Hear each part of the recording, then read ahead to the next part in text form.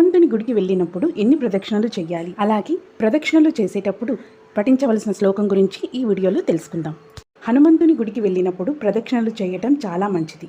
ఇలా చేయటం వలన సంతాన ప్రాప్తి కలుగుతుందని, ప్రదక్షిణలు చేయటం వలన సంతానం లేని వారికి ఎంతో మందికి సంతానం ప్రాప్తి కలిగిందని చెప్తారు. హనుమంతుని గుడికి వెళ్ళినప్పుడు 5 ప్రదక్షిణలు చేయాలి. ఈ 5 ప్రదక్షిణలు చేసేటప్పుడు పఠించవలసిన శ్లోకం: ఆంజనేయం మహావీరం బ్రహ్మ విష్ణు శివాత్మకం తరుణార్కప్రభం శాంతం ఆంజనేయం నమామ్యహం.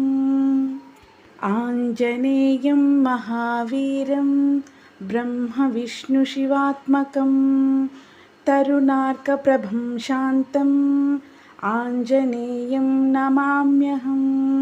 గర్భిణీ స్త్రీలు ఏ విధంగా నడుస్తారో ఆ విధంగా నడుస్తూ ప్రదక్షిణలు చేస్తూ స్వామివారిని మనస్ఫూర్తిగా ప్రార్థించండి.